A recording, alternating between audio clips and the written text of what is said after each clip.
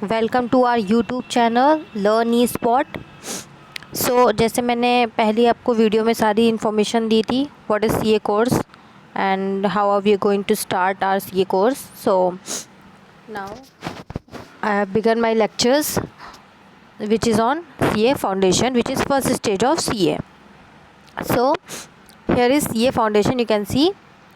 उससे पहले I would like to give you a deep brief intro about our channel. Please have a look. As you know, our channel name is Learn eSpot.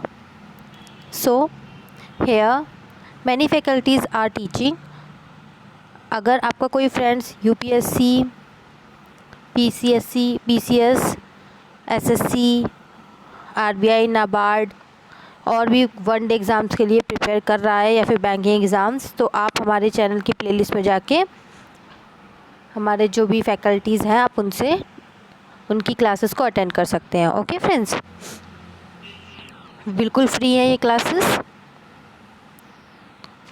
तो अपने साथ साथ अपने दोस्तों का भी भला करवाइए और उनको बताइए इसके बारे में। ओके फ्रेंड्स, नाउ देखिए, मैंने आपको अपनी वीडियो में बता दिया है कि सीए फाउंडेशंस के क्या क्या पेपर्स हैं। मैंने वो पूरा इंट्रो दिया है कैसे रजिस्ट्रेशन करते हैं। आप प्लीज़ वो वीडियो देखिए जाके, अगर नहीं देखी और इंट्रो वीडियो भी मेरी देखिए जाके, तब आपको समझ आ जाएगा पूरी चीज़।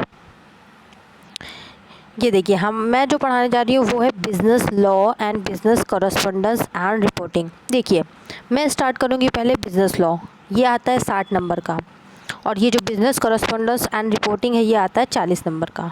ठीक है, तो हम पहले बिज़नेस लॉ पढ़ेंगे। इसमें हमारे 5 लॉ हैं। आइए मैं बताऊँ क्या क्या लॉज हैं।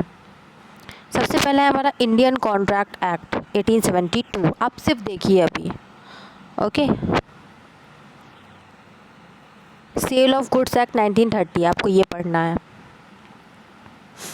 इंडियन पार्टनरशिप एक्ट 1932, एक ये एक्ट है। लिमिटेड लायबिलिटी पार्टनरशिप, ओके, एक ये हो गया। Companies act 2030। तो 5 एक्ट आपको पढ़ने हैं बिजनेस लॉ के अंदर। अब आपको तो पता ही नहीं है, आप तो अभी भी नए नए आए हो कि लॉ क्या होता है। Okay, so what is law.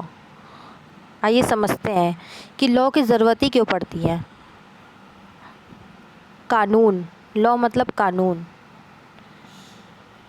क्या है नियम कानून, क्यों बनाए जाते हैं। आपने कभी सोचा है कि पहले तो ये नियम कानून नहीं थे। आपने जितने भी एक्ट्स देखे, देखिए सब 19 या 80s ऐसे ही आए। पहले क्यों नहीं थे कानून, क्योंकि पहले कानून की ज़रूरत नहीं पड़ती थी, इसलिए नहीं था। अब क्या हुआ है कि कुछ नियम को फॉलो करने के लिए ये सारे एक्ट बनाने की ज़रूरत पड़ी है। मैं आपको सारी इन्फॉर्मेशन दूंगी, जो जो एक्ट हम पढ़ेंगे उससे पहले मैं बताऊंगी वो एक्ट क्यों आया है। ठीक है, देखिए सबसे पहले हम स्टार्ट करेंगे इंडियन कॉन्ट्रैक्ट एक्ट। तो देखिए इंडियन कॉन्ट्रैक्ट एक्ट है क्या, क्यों आया है। देखिए कॉन्ट्रैक्ट क्या है। कॉन्ट्रैक्ट मतलब आप दो लोग के बीच में कॉन्ट्रैक्ट होता है, मतलब कुछ दोनों के बीच में एग्रीमेंट हुआ है जो कि बाद में कॉन्ट्रैक्ट में कन्वर्ट हो जाता है। ठीक है, अभी हम सब डेफिनेशन पढ़ेंगे, आप सिर्फ समझिए कि इंडियन कॉन्ट्रैक्ट एक्ट क्यों आया। तो क्या होता था कि ए ने मान लीजिए बी से कोई वादा किया कि मैं तुम्हें सामान डिलीवर करूँगा। बी ने कहा ठीक है, मैं तुम्हें उसके बदले में पैसे दूंगा। अब क्या होता था, जब कानून नहीं था तो बी मुकर जाता था। मान लीजिए बी मुकर गया पैसे देने से। अब बी मुकर गया, मान लीजिए 1 लाख रुपये से देना था ऐसे। ठीक है, अब ए का तो नुकसान हो गया 1 लाख रुपए का। तो अब ए कहाँ जाए जब कोई कानून नहीं है, जब कोई वही नहीं है, मतलब कि अगर दुनिया में कोई कानून नहीं होगा, कोई नियम नहीं होंगे, तो ऐसे ही लोग धोखाधड़ी करते रहेंगे। इसीलिए क्या हुआ, इन सब को सॉर्ट आउट करने के लिए इंडियन कॉन्ट्रैक्ट एक्ट 1872 बनाया गया। मतलब जब आप किसी भी कॉन्ट्रैक्ट में इंटर होते हो तो आपके ऊपर इंडियन कॉन्ट्रैक्ट एक्ट 1872 के सारे सेक्शंस अप्लाई हो जाते हैं। मतलब आप अगर कोई भी ब्रीच करते हो, ब्रीच मीन्स होता है कॉन्ट्रैक्ट को तोड़ना, या कोई फ्रॉड करते हो या कोई फॉल्ट करते हो, तो आपको उस कॉन्ट्रैक्ट के तहत आपको क्या दी जाएगी, पनिशमेंट दी जाएगी, रिलैक्सेशन होगा, आप जा सकते हो, मतलब आप अपनी बात रख सकते हो कोर्ट में। तो इस कॉन्ट्रैक्ट के तहत ये सारी आपको सुविधाएं प्रोवाइड करी गई हैं। ठीक है, आइए पढ़ते हैं अब। सबसे पहले हमें पढ़ना है कॉन्ट्रैक्ट क्या होता है, व्हाट इज़ कॉन्ट्रैक्ट। देखिए, मैं आपको एक टिप देना चाहती हूँ कि जितनी भी डेफिनेशंस होती है, चाहे वो कोई भी एक्ट ही हो, वो हमेशा सेक्शन 2 के अंदर रहती हैं और क्लॉज होता है उसमें।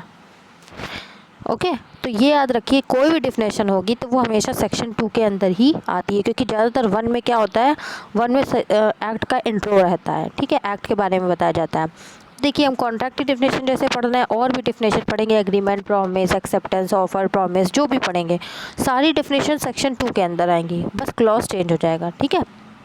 तो मैं आपको बताती हूँ कि कॉन्ट्रैक्ट की डेफिनेशन जो है वो कौन से क्लॉज के अंदर आती है। ओके, हाँ जी फ्रेंड्स, तो कॉन्ट्रैक्ट हमारा आता है सेक्शन 2 क्लॉज एच, ठीक है। तो कॉन्ट्रैक्ट की देखिए डेफिनेशन होती है, इतनी छोटी सी डेफिनेशन है, an agreement enforceable law by law. अब हमें दोनों को तोड़ के पढ़ना है, मीन्स एग्रीमेंट का मतलब समझना है और इन्फोर्सिबल बाय लॉ का मतलब समझना है। आइए समझते हैं पहले एग्रीमेंट की डेफिनेशन। एग्रीमेंट क्या है, देखिए, every promise and every set of promise forming the consideration for each other. मान लीजिए ए ने बी से कोई प्रॉमिस किया और बी उसके बदले में उसे क्या देगा, कुछ ना कुछ कंसिडरेशन देगा। ये सब हम पढ़ेंगे। कंसिडरेशन मतलब इसके बदले में वो कुछ इसे देगा, ए कुछ देगा इसे, उसके बदले में बी से कुछ देगा, तो ये क्या हुआ, ये एग्रीमेंट हो गया। तो कोई भी, इसने ए ने वादा किया बी से कि मैं तुम्हें ये चीज़ दूंगा, तो कोई भी प्रॉमिस जिसके बदले में आपको कुछ ना कुछ मिलता है, वो क्या होता है, एग्रीमेंट कहलाता है, ठीक है। अब देखिए, इसकी डेफिनेशन भी आप क्या होगा, सेक्शन 2 के अंदर आएगी, तो क्लॉज चेंज हो जाएगा। और मैं आपको बताऊं, अगर आपको ये पूरा अच्छे से पढ़ना है, ये क्योंकि मैं ये पीपीटी फॉर्म में पढ़ा रही हूँ, आपको पूरी रीडिंग करनी है, तो जैसे मैंने अपनी वीडियो में बताया है कि आप कैसे आईसीआई की साइट में जाके डाउनलोड कर सकते हो, तो यूनिट 1 आप डाउनलोड करके वहाँ से पूरा इंट्रो पूरा पढ़ सकते हैं, ठीक है। इन्फोर्सिबल बाय लॉ, अब इसका देखिए मतलब क्या होता है। इन्फोर्सिबल बाय लॉ का मतलब क्या है, मतलब कि क्रिएट लीगल ऑब्लिगेशंस, मीन्स कि कोई ना कोई उसमें क्या होना चाहिए, कॉन्ट्रैक्ट वो तभी बन पाता है जब उसमें कोई लीगल ऑब्लिगेशन, ऑब्लिगेशन मतलब होता है ड्यूटी, रिस्पॉन्सिबिलिटी, आपका कोई रिस्पॉन्सिबिलिटी, आपकी कोई ड्यूटी क्रिएट होती है जो कि लीगली बाउंडेबल है। मतलब अब मान लीजिए, इसमें मैं एग्जांपल लेती हूँ, एक कोई हस्बैंड है, वो क्या करता है, और उसकी वाइफ मान लीजिए अलग स्टेट में रहती है, हस्बैंड अलग स्टेट में रहता है। अब हस्बैंड क्या करता है, वाइफ को हर महीने 50,000 रुपये भेजता है घर के खर्च के लिए, ठीक है। तो 50,000 रुपये भेजता है, ये भी एक तरह से एग्रीमेंट हुआ, क्योंकि हस्बैंड इसको भेजता है वैसे और वाइफ इसको एक्सेप्ट करती है। लेकिन आप बताइए, क्या ये कॉन्ट्रैक्ट हो सकता है? क्योंकि ये कॉन्ट्रैक्ट क्यों नहीं हो सकता है, क्योंकि यहाँ पर देखिए कोई लीगल बाउंडेशन नहीं है। मतलब ये एक सोशल, जब कोई हस्बैंड और वाइफ शादी होती है जब दोनों की, तो वहाँ पर क्या होता है कि लीगल ऑब्लिगेशन क्रिएट नहीं होती है। मींस ये एक सोशल हमारे में बनाया गया है कि जब भी दो हस्बैंड वाइफ शादी करते हैं, तो हस्बैंड का ये कर्तव्य होता है, ड्यूटी होती है कि वो अपनी वाइफ का ख्याल रखे, ठीक है। तो हस्बैंड 50,000 रुपये मान लीजिए भेजता है। अब एक महीने उसने भेजना मतलब भूल गया, या फिर उसको अर्निंग नहीं हुई, उसने नहीं भेजा एक मंथ, तो क्या वाइफ उसको स्यू कर सकती है इंडियन कॉन्ट्रैक्ट एक्ट के तहत? नहीं कर सकती स्यू, क्योंकि ये क्या है, ये सोशल वर्क है, यहाँ लीगली बॉन्डेबल नहीं है हस्बैंड। ओके, तो यही है इन्फोर्सेबल बाय लॉ का मतलब। तो हम कॉन्ट्रैक्ट से क्या समझे, कॉन्ट्रैक्ट का मतलब क्या होता है, agreement plus enforceable by law.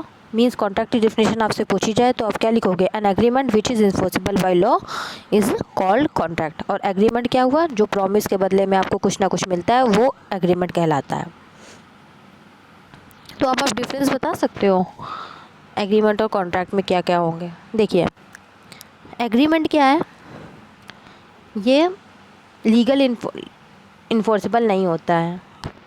Contract legally enforceable होता है, अभी हमने पढ़ा था an agreement enforceable by law. एक तो आप डेफिनेशन लिख दोगे, एग्रीमेंट की डेफिनेशन और यहाँ इसकी डेफिनेशन, दो डिफरेंस हो गए। तीसरा, एग्रीमेंट जो होता है वो वाइड टर्म होता है, और ये जो कॉन्ट्रैक्ट होता है नैरो। कैसे होता है, देखिए, जब कोई किसी से वादा करता है और उसके बदले में उसे कुछ मिलता है तो वो सब कुछ एग्रीमेंट में आ जाता है। Means all contracts are agreement. लेकिन सारे एग्रीमेंट्स कॉन्ट्रैक्ट नहीं होते हैं। क्यों? मान लीजिए आपका एक दोस्त है, उसने आपसे बोला कि मैं तुम्हें मूवी दिखाऊंगा, तो आपने उसका क्या किया कि उसने कहा कि मैं तुम्हें मूवी दिखाने का वादा करता हूँ। आपने कहा ठीक है। तो क्या हुआ, उसने मूवी दिखाने का वादा किया, एक तरह से एग्रीमेंट हो गया ना, क्योंकि उसने प्रॉमिस किया है और आपने क्या उस प्रॉमिस को एक्सेप्ट किया है। उसके बदले में आप कुछ कंसिडरेशन नहीं दे रहे हो ना, तो क्या हुआ कि ये एग्रीमेंट तो हो गया, लेकिन क्या वादा तो क्योंकि उसने किया था, तो ये क्या हुआ, ये एग्रीमेंट आ गया, लेकिन ये कॉन्ट्रैक्ट में नहीं कन्वर्ट हो पाया। क्योंकि अगर वो मूवी दिखाने आपको नहीं ले गया तो कोई आपको क्या पुलिस सज़ा देगी कि उस आप क्या जाके कोर्ट में कहोगे देखिए उसने हमसे कहा था मूवी दिखाने के लिए और वो हमको मूवी दिखाने नहीं ले गया, ऐसा कहोगे क्या? नहीं कहोगे ना। तो इस वजह से वो कॉन्ट्रैक्ट में कन्वर्ट नहीं हो पाया। इसी वजह से कहा गया है कि all agreements are contract but all contracts are not agreement. Sorry, क्या कहा मैंने कि जितने एग्रीमेंट हैं, यहाँ से पहले देखते हैं। देखिए, all contracts are agreement, all contracts are agreement, क्योंकि पहले वो एग्रीमेंट बनेंगे तभी वो कॉन्ट्रैक्ट में कन्वर्ट हो पाएंगे। But all agreements are not contract. ठीक है, हाँ, इतना मैंने आपको पढ़ाया है अभी, और अब मुझे लगता है आपको समझ आ गया होगा। और आप इसे पढ़ना चाहते हो तो मेरी देखिएगा, मैंने एक वीडियो डाली है कि जिस तरह से आप कैसे जा सकते हो आईसीआई की साइट में, तो वहाँ यूनिट 1 है, आप उसको गो थ्रू करिए। और कोई भी उसमें प्रॉब्लम आती है, कोई भी एग्जांपल या किसी में भी, तो आप मुझसे पूछ सकते हो कमेंट सेक्शन में, या कोई भी आप किसी भी ऑथर की बुक से पढ़ रहे हो तो आपको कुछ भी नहीं समझ आ रहा हो, क्योंकि थोड़ी टेक्निकल लैंग्वेज होती है लॉ की, सो आप मुझसे पूछ सकते हो। ओके, मैं कमेंट सेक्शन में ज़रूर रिप्लाई करूँगी। आप इसे अच्छे से रिवाइज करिए। Till then bye and stay safe. और अगर आपको ये पसंद आया हो तो आप प्लीज़ इसे लाइक करें, शेयर करें and subscribe and comment. Okay,